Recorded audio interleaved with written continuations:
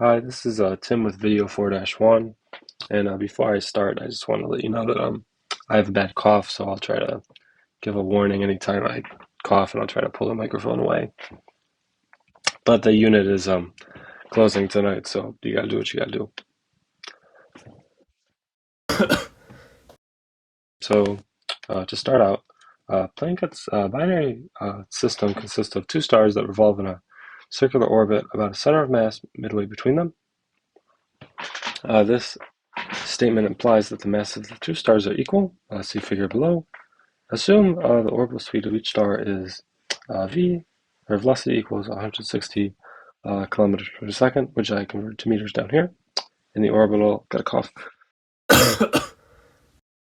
The orbital period of each is 15 and a half days. Find the mass m of each star. For comparison, the mass of our sun is 1.9 times 10 to the 30th kilograms. And what they mean by that is they want us to measure in solar masses. So whatever answer we get in kilograms, divide by this number to get solar masses. Coughing. Okay, and then again, Gibbon's listed period converted to seconds because that's a standard measurement that we use. And then I drew in this radius here. That's not normally there in the picture, but I did draw it in. And then since the way these planets rotate around is that at any points there's this radius of, or this diameter, or right, I'm sorry, this distance of 2r between them. So we're going to be using that for our equations down here, but I'm getting ahead of myself. So we have to find mass with our givens of velocity, velocity and time. We have values for those. And then what equations do we know for rotation? Got a cough. That use mass. Well, we have a force of gravity and gravitational energy. And I figured best to go with force of gravity because we have experience with this equation, Kepler's third law kind of stuff. Got a cough. Set it equal to ma. So that is pretty much what I did here. Remember to I'll just read the equation real quick before I get ahead of myself.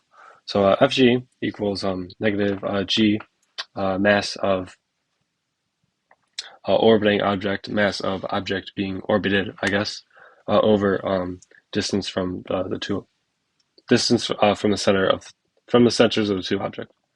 So then when we kind of manipulate the equation, I suppose we just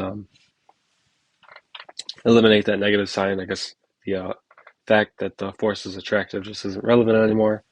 And then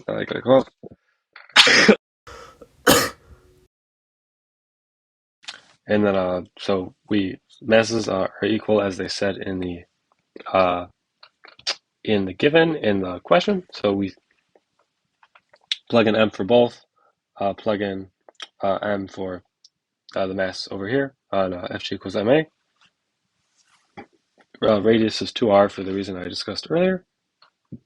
And then we know that this is AC, this is centripetal acceleration, and then that equals a v squared over r. Do some more fiddling with this. Whoops, don't know what that was about. We can divide by, we can multiply by r to cancel out r. Set everything equal to m, and this is the equation we have. We are looking for m. We know g, that's a constant. R we do not have. Got a cough. And then luckily, as it turns out, we can actually find r. And then from last year, velocity equals 2 pi r over period. Set that equal to r. Substitute in r. Got a cough. 2 times the period times velocity cubed over pi times, I believe this is called the gravitational constant, equals our mass. So then plug in our period, plug in our plug in our velocity, this is what that is, plug in our period. We know pi is the number, the non-terminating number, and then we have G, constant. Got a cough.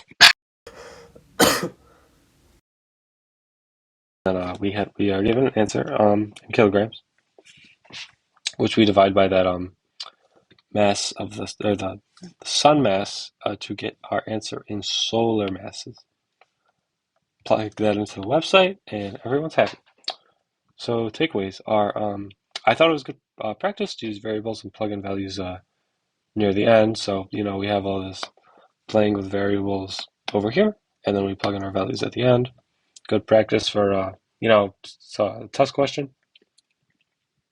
And it's too bad I didn't record this video until the test, because this would have been really helpful on the test, and I probably would have gotten that got a cough.